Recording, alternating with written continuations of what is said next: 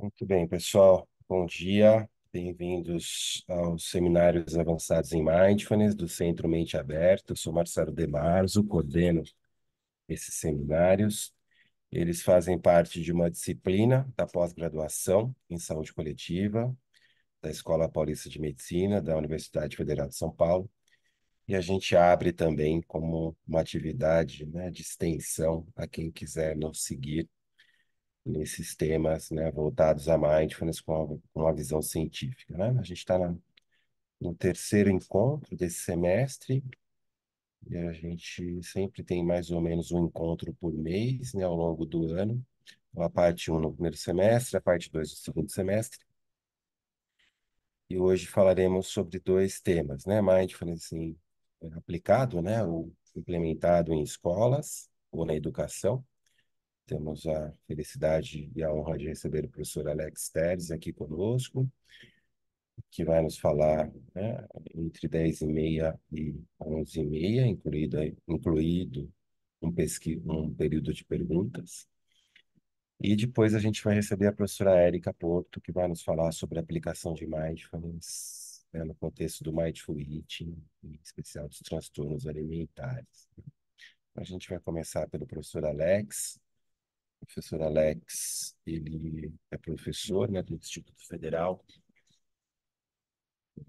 em Minas Gerais, e ele, né, tem várias formações, tem dois pós-docs no contexto, né, de mindfulness e educação, tá? E, além de tudo, ele é nosso amigo e um excelente cantor de rock clássico, né? Então, muito bem, Alex, bem-vindo, fique à vontade. Obrigado, Marcelo. Marcelo, querido professor, mestre, amigo, fico muito grato sempre pelos convites, né? E procuro atendê-los a todos, né? Porque é um prazer estar com mente aberta, com amigos queridos também aqui que eu estou vendo nas telinhas. E então eu vou dar início a essa apresentação, né? Eu procurei preparar algo mais enxuto também, mas ao mesmo tempo pensando numa aplicabilidade um pouco efetiva, né? Como que nós podemos, talvez, quem deseje ingressar em escolas ou universidades com a prática de mindfulness, quais podem ser portas de entrada para isso, né? Tanto em termos de temas quanto metodologicamente para ingresso realmente nessas instituições, né? O Mindfulness na Educação é um, acho que um locus extremamente fértil ainda. A gente está no momento em que o mindfulness vai sendo mais popularizado e, ao mesmo tempo, esse campo do mindfulness e educação ainda está por nascer, né? Nós temos algumas contribuições de parceiros. Vou falar um pouquinho no início, né? Um pouco dessa trajetória mesmo, né? Que pode também, às vezes, servir para que as pessoas, então é possível a gente continuar os estudos, continuar a, a, a pós-graduação, né, com esse assunto, com essa temática de mindfulness e educação. E, como eu falei, vou trazer alguns temas, alguns mecanismos também que mindfulness tem se mostrado eficaz na educação. E, por fim, a título ilustrativo, trazer alguns slides de algumas experiências efetivas, assim, mais pragmáticas realmente, que eu procurei empreender, né, com ajuda, claro, de parceiros também, tá? Então, queria muito que fosse uma roda de conversa, tá? Eu sou muito fã, sou muito freiriano e muito fã de rodas de conversa. Então, infelizmente, a gente não podemos todos estar juntos, né? Mas a tecnologia também possibilita, propicia que a gente esteja em diversos lugares e possa estar junto virtualmente, né? Então, queria que vocês tivessem muita liberdade, às vezes, eu, às vezes, não consigo ver, né? Porque eu vou estar projetando a apresentação, mas vocês podem ficar à vontade para pedir para falar. Peço a gentileza, né, do Marcelo também como host para se houver alguém que queira falar, pode se manifestar muito, muito à vontade, tá? Para mim, isso não é pro forma, realmente é uma metodologia importante que seja uma aula dialogada, né? Em que a gente possa ter voz e perguntar, questionar. Eu eu gosto muito desse sistema assim, né? Então, eu vou projetar aqui para nós.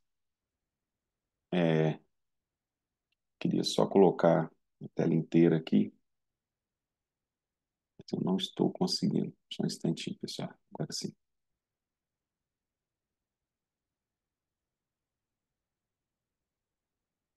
Tá projetado? Vocês conseguem ver? Tranquilos? Sim? Ok. Assim, perfeito. Obrigado. Então, eu queria começar, né? Esse foi um trabalho coordenado pelo professor Marcelo Demaso. A gente criou um programa de mindfulness baseado em mindfulness para educadores especificamente, né? Isso no 2017, 18. E em 2020, né, março de 2020, todo mundo lembra dessa data, plena pandemia, a gente teve o lançamento do livro que descreve esse programa. Infelizmente não tivemos a possibilidade, né, de lançá-lo presencialmente, né? Existia até o movimento da editora Senac nesse sentido, mas a gente não pôde em razão obviamente, da pandemia, né? Mas é uma obra interessante porque ela descreve, além de descrever esse programa, ela traz uma expressão muito importante na educação, que é o caráter profilático, né, de prevenção de saúde ou de promoção de saúde, né? Então, o MBHP Educa é um programa que se pretende profilático, né? A gente não precisa esperar que os transtornos aconteçam para que a gente possa ingressar nas escolas, nas universidades com as práticas de mindfulness, mas muito mais isso deve nascer de um intuito, de um objetivo que seja de prevenção de saúde, de promoção de saúde, né? Esse programa ele tem três componentes básicos, que é o cultivo das habilidades socioemocionais, né? O treinamento atencional em mindfulness e também a prática da compaixão. Então, esses são três elementos, né, para quem queira trabalhar com educação, também tem em vista, né? É importante a gente perceber que é possível trabalhar habilidades socioemocionais na escola. Eu hoje vou trazer para vocês também um documento oficial de caráter, inclusive, coercitivo, de aplicação coercitiva, né? Que define as habilidades que nós devemos desenvolver no ensino básico, né? Ou seja, do ensino infantil até o ensino médio, e que essa base nacional comum curricular, a qual eu me refiro e que vou mencionar daqui a pouquinho, ela trata exatamente de habilidades que são socioemocionais também, né? Tem, obviamente, toda a questão curricular para ciências, para português, matemática, enfim, mas também traz consigo essa questão das habilidades socioemocionais. E o que eu acho que é bem importante como porta de entrada, como eu mencionei, para quem queira trabalhar com educação, mindfulness na educação, né? O treinamento atencional, especificamente o mindfulness, e a prática da compaixão. Então, esses são três elementos que podem ser levados às escolas, e que podem ser trabalhados conjuntamente, podem ser trabalhados por módulos, né? Em determinado momento, talvez um semestre com habilidades socioemocionais e os demais com mindfulness e prática de compaixão e assim por diante, né? A gente pode combinar esses componentes aí. É, Depois, esse 2017, 2018, né, fui supervisionado pelo professor Marcelo num pós-doc, e em 2022 eu volto a fazer outra pesquisa que tem a ver com esse impacto de práticas meditativas e de promoção de estados mentais considerados positivos, né, na realidade, porque são saudáveis para a formação docente. Isso foi na pós-graduação é, em psicologia aqui da Universidade Federal de São João del Rei, supervisionado pela professora Larissa e pelo professor Mário César, e depois também se Alex, tornaram queridos amigos. Pois não? tem uma notificação do seu PDF que está aberta e acaba aparecendo aqui na sua apresentação. Talvez você clicar nela e isso, perfeito. Fechei, fechei. Aqui, ótimo. Então, essa foi uma outra pesquisa em que a gente trabalhou um curso, na verdade, não foi chamado de programa, mas ele é muito mais um curso, porque ele diferentemente de um programa, de um protocolo, como é o MBHP Educa, que eu mencionei ainda há pouco, que precisa realmente trazer todas as etapas, todos os 8 encontros, né, pré-estabelecidos, determinados. O Cultiva Mais ele está se pretendendo mais um curso.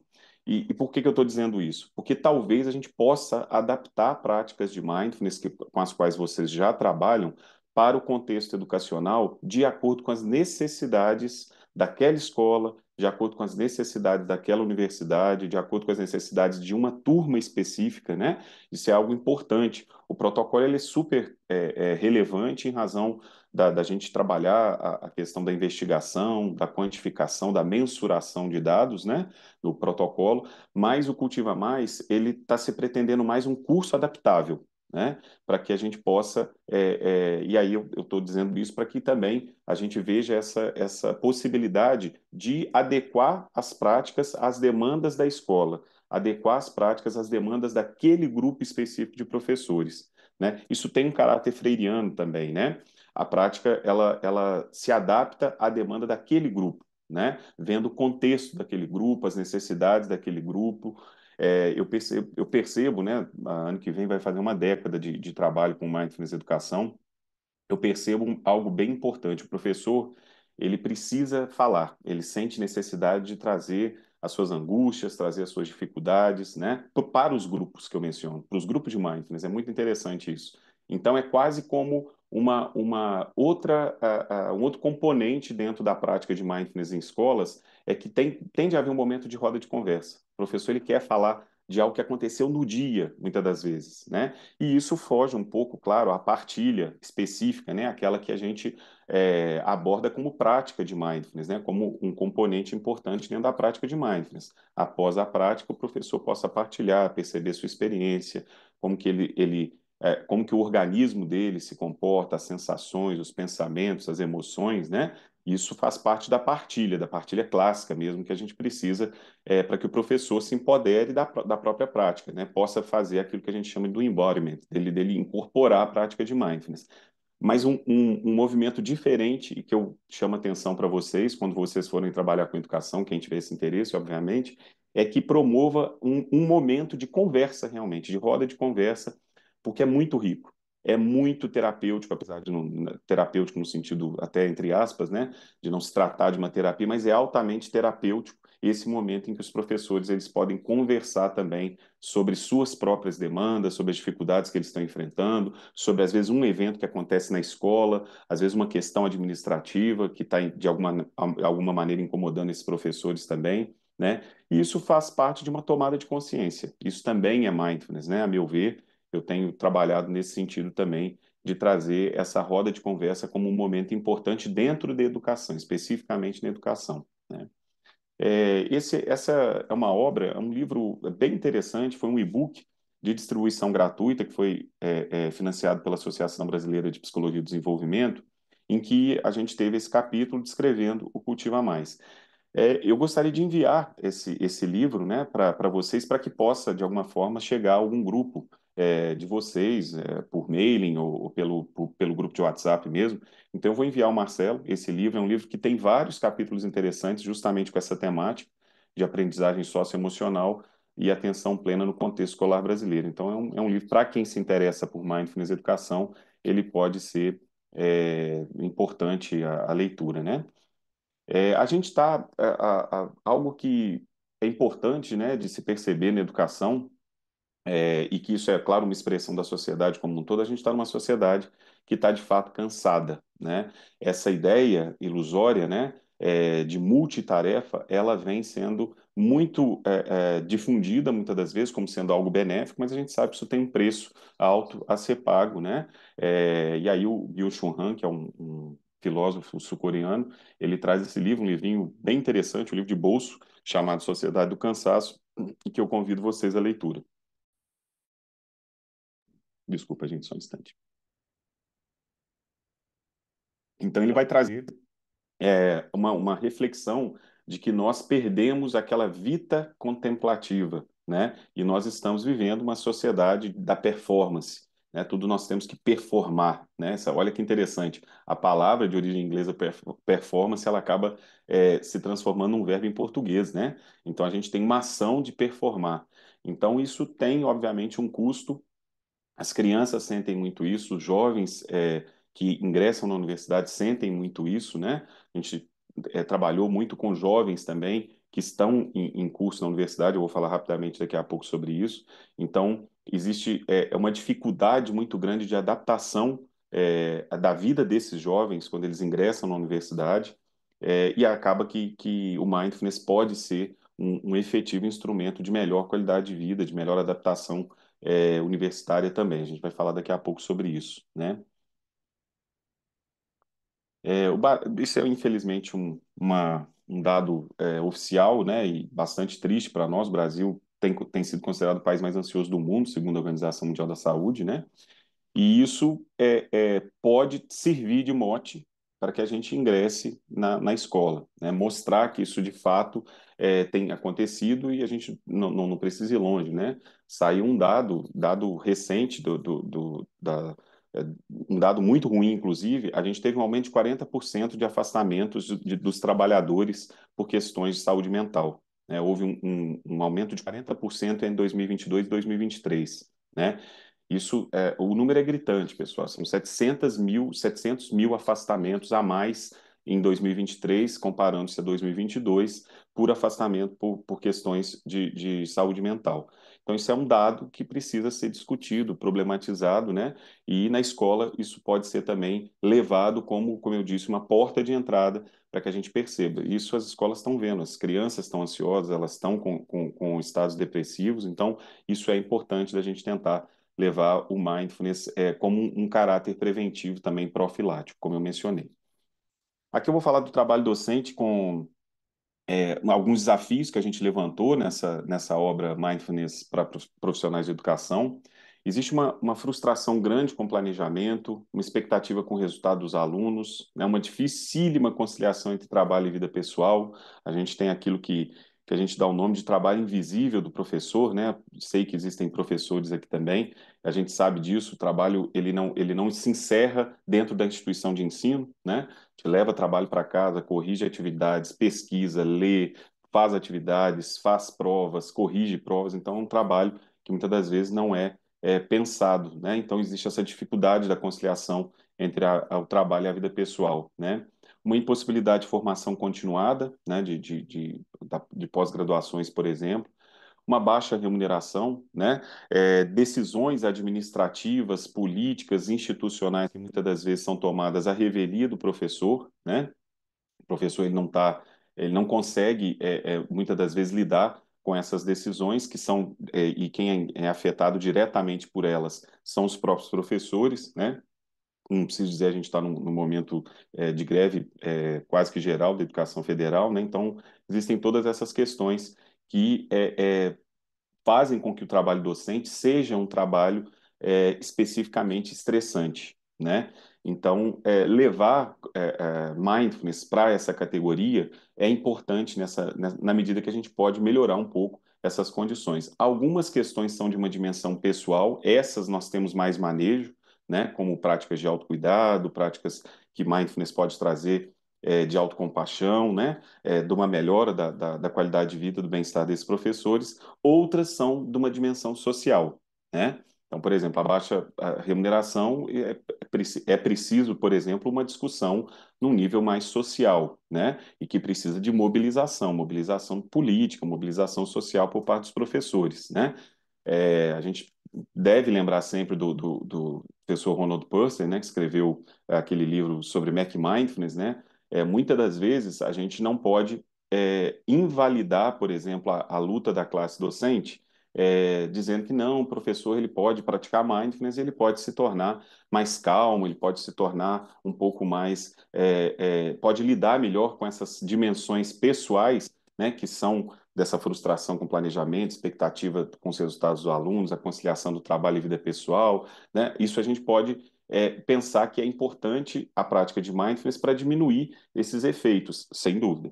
Mas nós não podemos também tirar de vista que existem questões sociais e que não vai ser exatamente o mindfulness que vai fazer com que isso seja melhorado, a não ser como ele entre como uma tomada de consciência, como uma consciência coletiva maior, né? Sempre lembrando que o mindfulness com o qual a gente trabalha, ele traz consigo um caráter de interdependência, né? A interdependência quer dizer que as coisas estão conectadas. As ações sociais, as ações políticas, elas vão efetivamente afetar a carreira docente, né? Dentro de uma escola, a gente tem um corpo ali dinâmico, coletivo, que precisa também ser cuidado, todo ele, né? pais de alunos, professores, administração, os outros colaboradores da escola, né, ou da universidade. Então, o Mindfulness ele traz para nós essa possibilidade de pensar em rede, pensar de uma forma mais coletiva, de uma forma mais interdependente, realmente, né? O trabalho docente ele traz também consigo algumas questões muito desafiadoras, né? Isso quem levanta é o professor Marcelo Pereira, da UFMG, nesse livro Mal-Estar Docente, né? Que vem a ser o esgotamento, o absenteísmo, né? Que é a ausência do professor, muitas das vezes por questões de afastamento por questões de saúde mental, mas também ele traz um outro aspecto que é o presenteísmo, né? A gente, muitas das vezes, o professor adoece pelo excesso de presença dentro da instituição de ensino, né? Então, também isso é algo que deve ser levado em conta. Uma hipermedicalização, né? Muitas licenças médicas, citei dos trabalhadores em geral, né? Que o INSS lançou, infelizmente, esse dado alarmante de um aumento de 40% de afastamento por saúde mental entre 2022 e 2023, né? Mas isso, para os professores, também é muito alto. A categoria docente, ela tem muitos afastamentos, né? E uma banalização da violência na escola, que é um outro problema gravíssimo, que muitas das vezes o professor acaba experimentando. Eu me recordo quando o professor Marcelo, pelo Mente Aberta, conseguiu trazer. A gente trouxe dois, né? Foi em 2017, foi no Congresso Internacional de Mindfulness. Nós conseguimos trazer dois grandes pesquisadores em Mindfulness e Educação, que foi a Patrícia Jennings, uma professora norte-americana, e o Ptsemi Santa Maria, que é um coordenador de um programa de mindfulness na Espanha, né? Foi excelente, aprendemos muito, foi muito interessante para que a gente pudesse perceber como que o mindfulness é um instrumental importantíssimo para a educação e, ao mesmo tempo, houve uma reflexão muito interessante da nossa parte, né? De perceber que existem demandas que são específicas do Brasil, né? É interessante, a gente viu muitas questões, reflexões, possibilidades de aplicação na Espanha e nos Estados Unidos. Mas isso gerou uma reflexão importante também de que nós temos necessidades que são específicas, que são da nossa cultura, que são e se a gente pensar Brasil como um todo, a gente vai pensar que São Paulo é uma realidade, Minas Gerais é outra realidade, a Paraíba é outra realidade, né? Então é interessante a gente ter essa noção também de olhar para aquela comunidade, para aquela demanda específica daqueles professores, né? E eu me lembro, uma das dinâmicas que a gente fez, e havia muitas dinâmicas em grupo, né? E aí a gente se reunia com os professores, foram cursos de extensão oferecidos a professores do município de São Paulo. E numa dessas situações, uma professora traz para nós, ela fala assim, olha, eu estou achando sensacional, estou gostando muito, mas tem umas coisas tão difíceis que a gente experimenta, né? Por exemplo, tenho um aluno que eu rezo para ele não ir à aula, porque quando ele vai, ele está drogado, né? E aquilo me chamou atenção, gente, me doeu um pouco, assim, sabe, do coração. Eu falei, nossa, é um desafio muito, muito grande, né, de uma estrutura maior, assim, né? Então, como talvez levar mindfulness para essa professora, né, para que ela acolha essa situação, ao mesmo tempo para que ela, de alguma forma, se proteja dessa situação, que pode ensejar um ato de violência, muitas das vezes, né? Ela falou que o menino ficava muito agressivo, adolescente, menino de ensino médio, né? Então, imagina só como que são desafios específicos, né, de uma determinada categoria docente e que a gente pode levar a mindfulness. E vou falar para vocês, eu não tenho uma resposta pronta, né, para falar em que sentido o mindfulness vai contribuir para a vida dessa pessoa, mas com certeza, pelo menos mais saúde, mais bem-estar, isso pode ser proporcionado a essas pessoas, né? E aí, a gente tem alguns bons estudos, né, que trazem os benefícios de mindfulness para professores e para estudantes, né, que é um pouco a temática que a gente se organizou para vocês aqui. Por exemplo, efeitos positivos no estresse, melhoras no esgotamento, na ansiedade e na depressão, né? Tem alguns desses estudos citados aí com os autores e usando as publicações. A regulação emocional é talvez o principal mecanismo, né, que está subjacente aos programas de atenção plena. Existem vários autores que vão sustentar isso. Então, eu vou falar um pouquinho tecnicamente da regulação emocional, só para que a gente possa, talvez para você isso vai ser muito familiar, mas eu digo muito no sentido da gente levar isso para a escola e mostrar como que isso pode, de fato, trazer um benefício para professores e para alunos, né? Eu vou falar daqui a pouquinho de forma específica da regulação emocional. E aí eu acho que é importante a gente ter isso em mente, conhecer o mecanismo para que isso possa servir de mote também para que as pessoas entendam a importância de se levar isso para a escola, né? De um modo geral, para alunos, a gente tem estudos que vão trazer uma melhora na redução do estresse, da ansiedade, com a prevenção dos transtornos, autorregulação emocional aparecendo novamente, né? Estados mentais são considerados saudáveis, como a própria autocompaixão. Se a gente pensar na autocompaixão, ela tem um elemento muito importante que é o da autoapreciação, né? Que a Neff, a Kristin Neff, vai diferenciar de autoestima, né? Ela fala que a autoestima carrega consigo um pouco ainda uma certa comparação, né?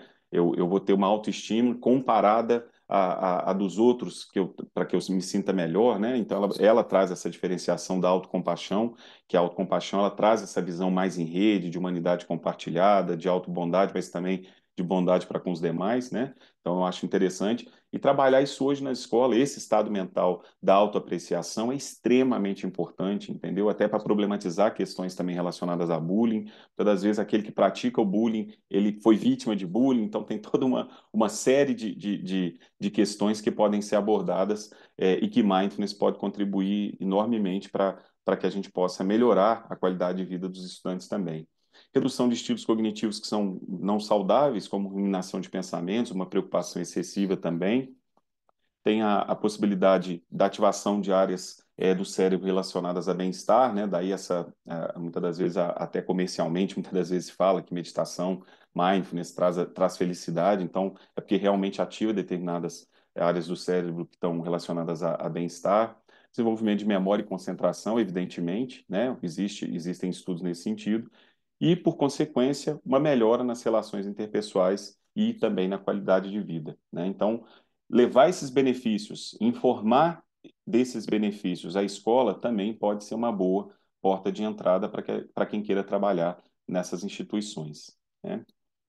Pessoal, tranquilo? Algum comentário, alguma pergunta que seja? Fiquem muito à vontade, tá? Eu trouxe um resultado simples desse estudo que a gente fez no Cultiva Mais, né? Na psicologia. Nós tivemos um grupo pequeno de 30 pessoas, né? Eram 11 alunas, 31 pessoas, perdão, 11 alunas, ainda em graduação, ainda na licenciatura, né? Como alunas de graduação, letras e pedagogia, e tivemos professores de várias instituições de ensino fundamental, médio e superior.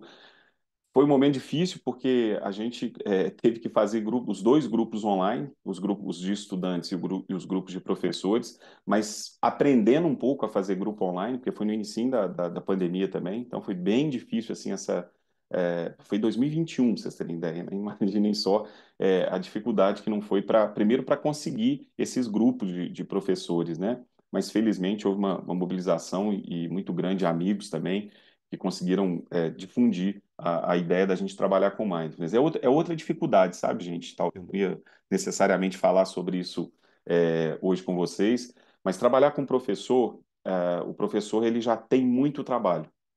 Então, quando você leva, às vezes, um determinado programa de mindfulness para professores, um questionamento, às vezes, dos educadores é que você está levando mais trabalho para eles, mais um curso para eles, mais uma dificuldade de tempo para que eles tenham que administrar, né?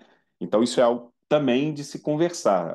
Eu acho que o diálogo é importante para mostrar que, olha, tudo bem, é uma atividade que eles também vão ter, mas essa atividade pode ser colocada como um fator justamente de proteção contra o estresse, um fator de maior qualidade de vida para esses professores, né? Eles vão ter um instrumental para conseguir ter mais manejo de estresse, mais regulação emocional, então vai ser benéfico para eles. Não é mais um curso que eles vão fazer que eles têm que entregar resultados para a escola. É preciso fazer essa diferenciação, né? Com as gestões, muitas das vezes, porque existe esse questionamento, né? Nossa, o próprio professor ele fala, não, outro curso que eu vou ter que fazer, né? Então, isso é importante da gente trazer esse contexto de uma perspectiva um pouco mais ampla, né? Mas o que nós tivemos como alguns resultados? para os estudantes, para as estudantes, melhor dizendo, sintomas, melhora em sintomas de depressão e o que eu achei bem interessante, uma melhor adaptação acadêmica. O estudante universitário, quando muda de cidade, ele vai ter tudo aquilo que a gente pensa de autocuidado, ele vai ter de uma forma minimizada. Então, ele vai ter menos acesso à saúde, porque muitas das vezes quando está em casa com os pais vão falar, não, você não está bem, vamos ao médico e tal. Então, ele tem menos acesso, porque ele às vezes está mal, mas ele tem que fazer outras obrigações da faculdade. Ele não procura médico, ele não procura atendimento. Ele não vai se preocupar muito com sono, não vai se preocupar com alimentação, não vai se preocupar com atividade física, né? Então, tudo isso vira uma bola de neve porque ele vai, de alguma maneira, prejudicar o sono dele, então aí a gente já sabe as consequências nefastas disso, né? Então, toda essa dificuldade que o aluno tem, o aluno universitário, de modo específico eu estou dizendo, né?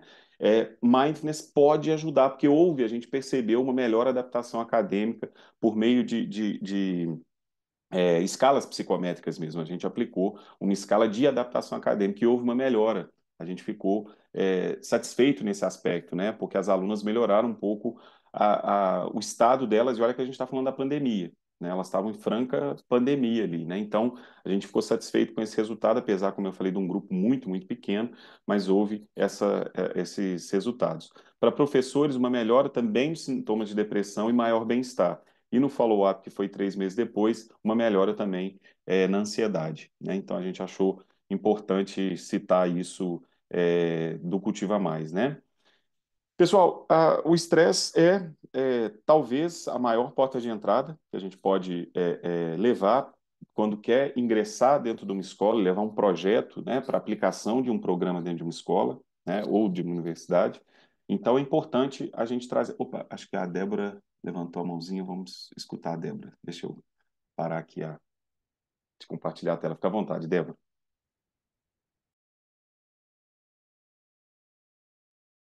Desculpa, como você falou que podia interromper, eu resolvi interromper. Eu fiquei curiosa para poder saber sobre, eu vi os resultados, né? E aí você falou, por exemplo, da escala psicométrica, que foram resultados, né, muito positivos.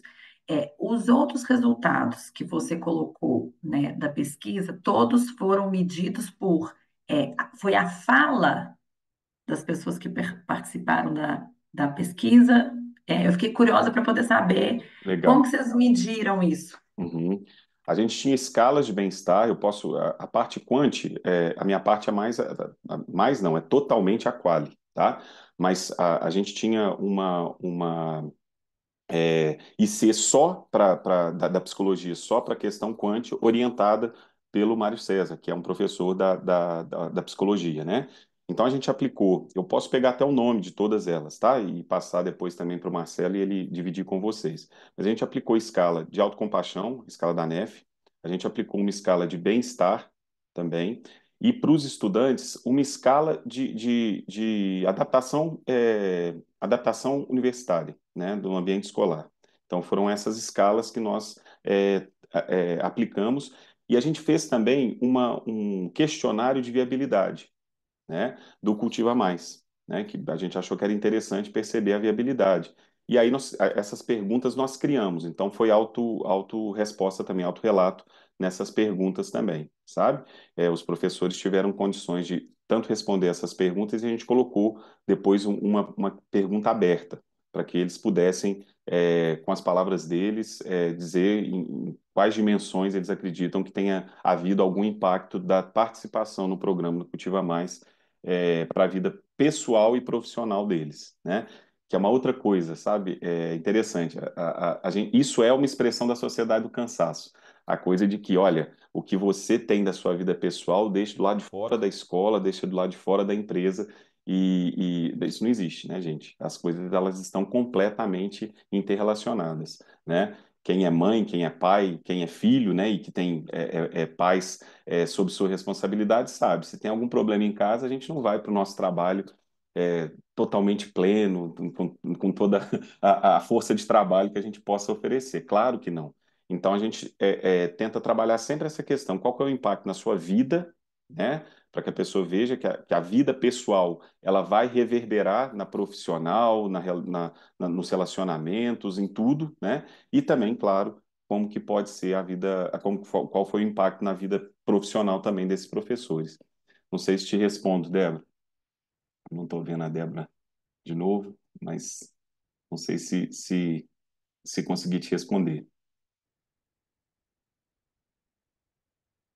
Não sei se você está no mudo, Débora, por favor. Conseguiu, sim. Eu estou tendo dificuldade para poder desmutar o microfone, desculpa, mas conseguiu Imagina. sim. Então tá joia. Fiquem à vontade, tá, gente, para perguntar. Seguindo aqui, então, pessoal, eu estava comentando que o estresse acaba sendo, como eu disse, uma porta de entrada, né?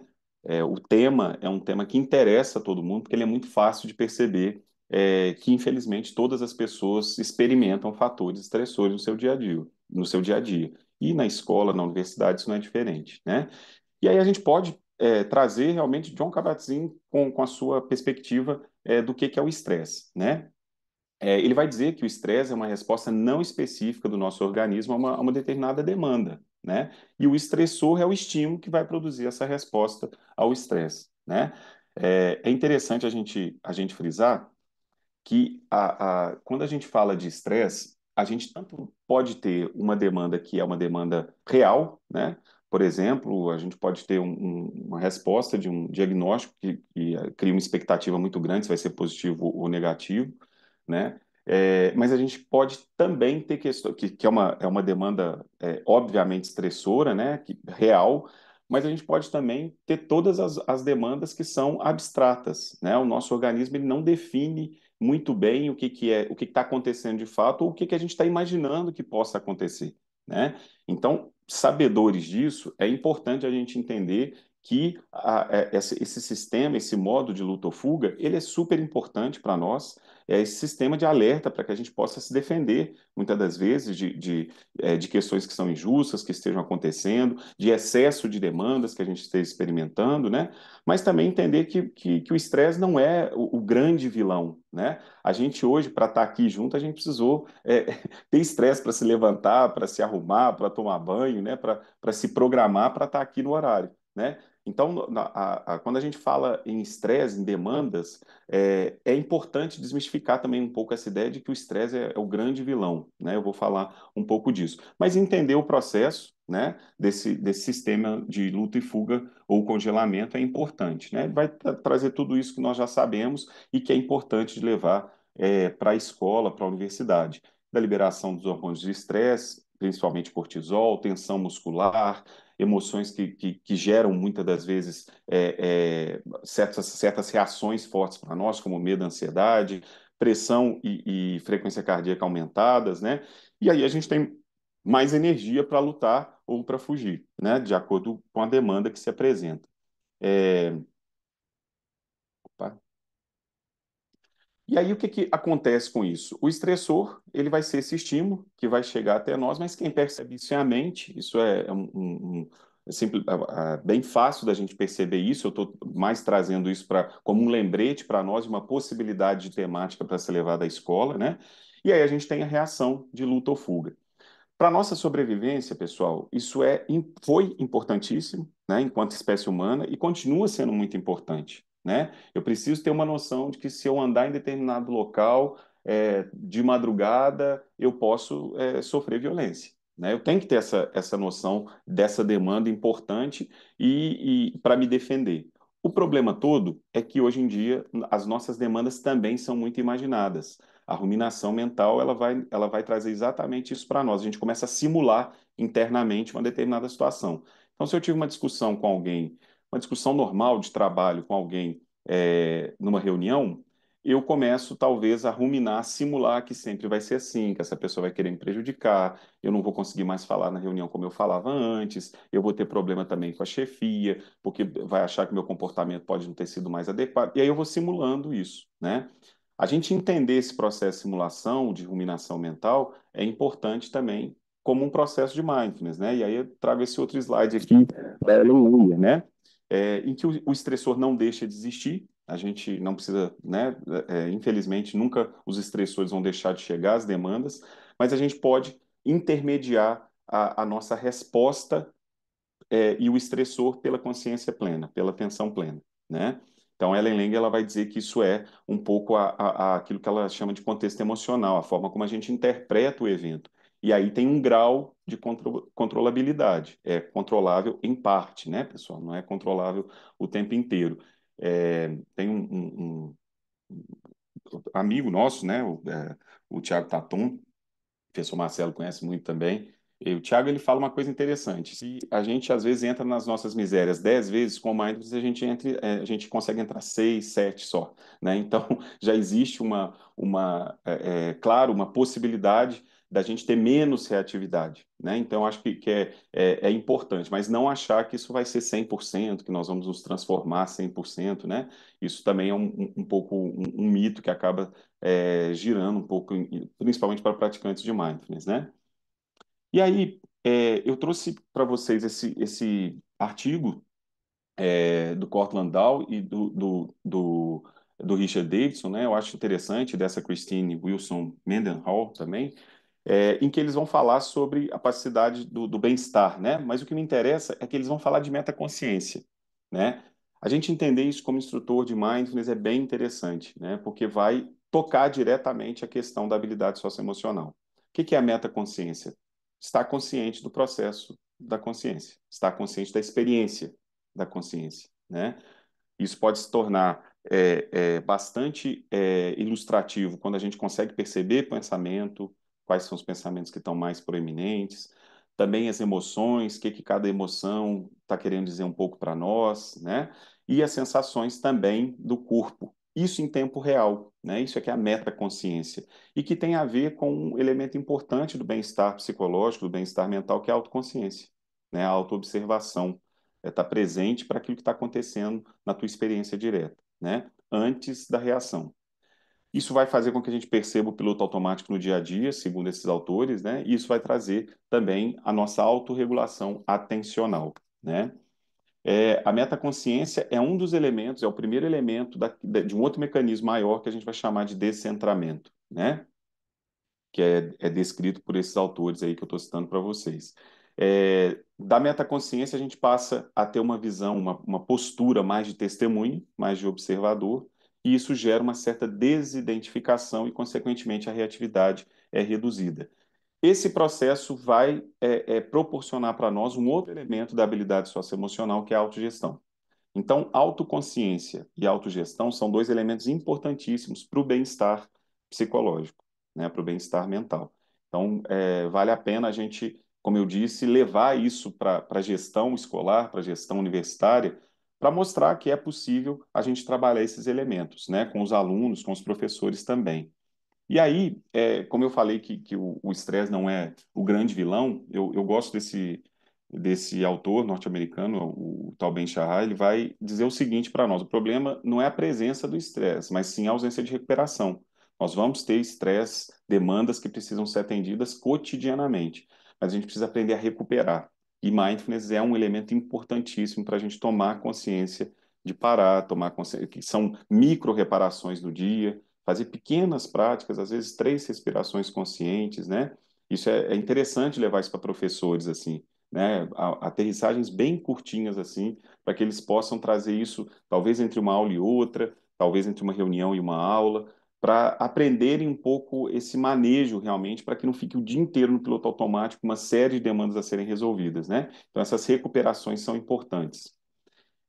Aqui eu trouxe para vocês, como eu havia falado, esse documento, que é a Base Nacional Comum Curricular. Ela foi publicada em maio de 2018 pelo MEC. E o importante saber é o seguinte: é um documento de caráter normativo, né, coercitivo. A gente não tem muita opção na educação de aplicá-lo ou não. Ou seja, isso é uma ótima porta aberta para a gente trazer para a educação o caráter das habilidades socioemocionais, né? Porque o documento ele vai definir o conjunto orgânico de aprendizagens essenciais para os nossos alunos na educação básica. Isso vai desde o ensino infantil até o ensino médio, né?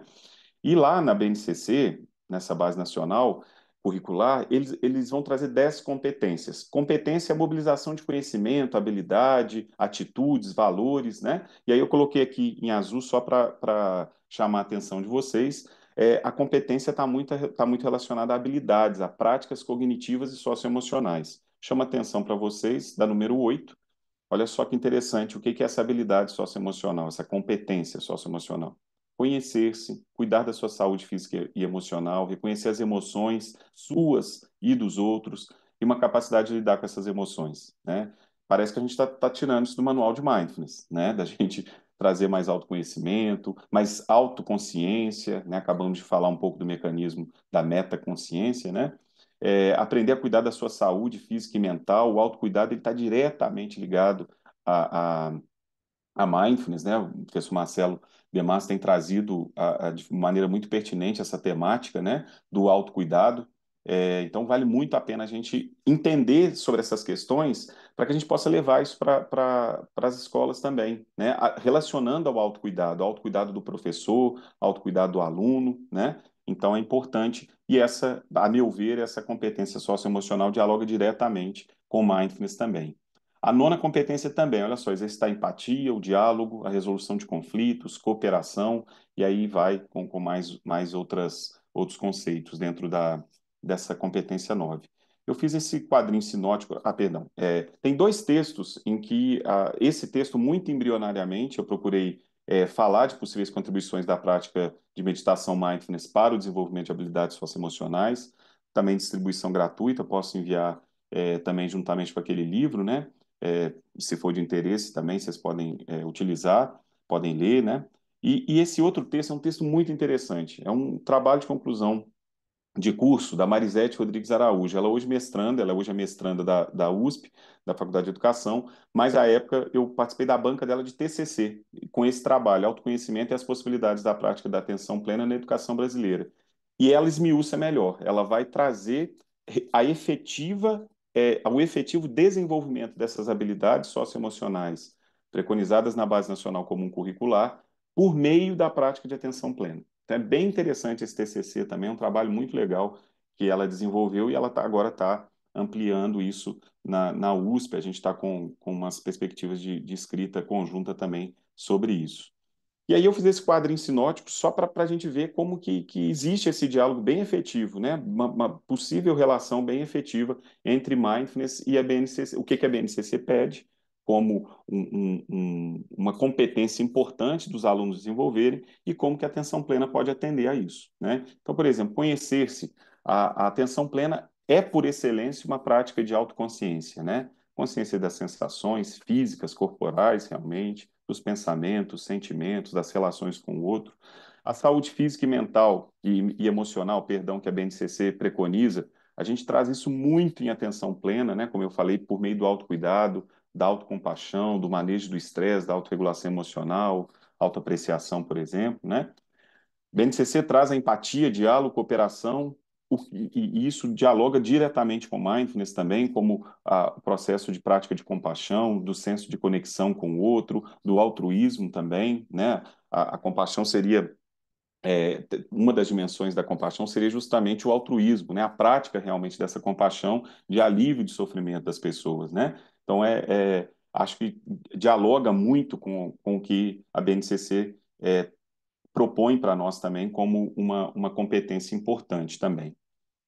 Pessoal, agora para encerrar, né, faltam no meu relógio aqui 5 minutinhos, não quero de forma nenhuma atrasar para a Érica, né, com esse tema tão importante do Mindful Eating também. Mas aqui são só alguns exemplos, finalizando a minha apresentação, de como a gente pode chegar na escola. Então, esse primeiro projeto de extensão, lá de 2017, foi um projeto que eu trabalhei com crianças do quarto ano do ensino fundamental, né? Foi muito bonitinho também. A gente publicou um texto sobre essa experiência também. Nós fizemos entrevistas sendo dirigidas com as crianças, né? No pós-projeto, depois que nós trabalhamos as práticas com as crianças, foi bem, bem legal, sabe? A gente também pode levar isso para escolas, realmente. Eu trabalho com escolas públicas também há algum tempo. Acho importante também essa dimensão da gente tentar levar isso de maneira a publicizar, né, a prática de mindfulness em escolas públicas também, acho importante essa dimensão, né? Então, essa foi com professores da escola. Aqui a gente tem uma foto com professores da escola e com alunos do Instituto Federal, né, que eram meus alunos. Então, a gente combinou os grupos aí, tanto com professores como com alunos, né? Esse foi um projeto de extensão. Esse daí abarcou mais os servidores do Instituto Federal, né? Mas dentro de uma instituição de ensino, por isso que eu estou trazendo a experiência em si, né? Então aqui a gente tinha técnicos administrativos, professores da instituição, alunos da instituição e pessoas da comunidade externa, todas elas juntas num programa. Esse programa foi exatamente o, o programa da Unifesp, né, de promoção de saúde baseada em mindfulness, né, o MBHP da Unifesp, que a gente aplicou nesse momento com esses professores, alunos e técnicos. Foi bem legal. Aqui em outra escola pública, também com essa mesma dinâmica de levar mindfulness para professores de escolas públicas, né? Aqui na qualidade de vida das organizações, uma pós-graduação que nós temos no campus onde eu sou servidor, né? Então a gente tem uma disciplina, essa é uma disciplina da grade curricular, então também foi uma mobilização político-pedagógica que a gente teve, que eu consegui colocar uma disciplina de mindfulness dentro da grade curricular, então não é só um projeto, não é só uma experiência, né, uma oficina, um workshop, mas é algo no currículo realmente, então é outra possibilidade, quem queira trabalhar com educação pode propor, muitas das vezes, cursos realmente efetivos dentro da escola, ou dentro da instituição, da universidade, enfim. Então, também a gente conseguiu isso como uma métrica importante, né, de levar uma disciplina oficial para uma pós-graduação. Aqui é uma disciplina optativa. Fernanda Kelly, querida, está aí também, participou. Eu tive o prazer de tê-la como uma aluna participante também, convidada, né, dessa didática, em plena pandemia também, 2021, então foi integralmente online, né? Então a gente teve também, essa é uma disciplina optativa, né? Essa não é uma disciplina da grade curricular nessa pós-graduação em didática e trabalho docente. Essa é uma outra possibilidade de educação, de psicoeducação, que a gente instituiu. Existe esse projeto, Medita IF, desde maio de 2020, ininterruptamente. Então, ele tem 4 anos. Ele fez 4 anos agora. Desde 2020, sem interrupção, a gente manteve esse projeto. Ele nasceu, obviamente, por conta da pandemia, né? A gente tinha um projeto presencial, vou falar dele agora também, mas a gente precisou né, trazer uma nova perspectiva, uma possibilidade de oferecimento de prática para as pessoas, e a gente tem o Medita IF. Todos são muito bem-vindos, caso queiram, posso enviar link, né, para participação. A gente se reúne toda segunda-feira, de 5h30 a 6h30 da tarde, né? Esse também é um projeto de educação, né? E principalmente pode servir como um grupo de manutenção da prática, né? Então, é uma possibilidade também que nós temos de levar a mindfulness para as pessoas num processo educacional, né? É por isso que eu estou trazendo como uma ideia para vocês. Aqui a foto mais recente, da segunda passada exatamente, né? A gente tem uma média de 20, 25 pessoas toda segunda-feira. E o outro projeto, esse presencial, né, em parceria com a universidade, é uma meditação na UFSJ. Esse projeto a gente também se reúne, ele começou em 19, né, teve um intervalo na pandemia, mas voltou agora, né? Então a gente se reúne com as pessoas de forma aberta, gratuita também, na universidade. Então, essa foto de cima é antes da pandemia, a gente estava reunindo uma média de 50, 70 pessoas toda semana na universidade. Agora a gente tem um pouco menos, tem umas 30 pessoas, né? Mas ainda existe o projeto.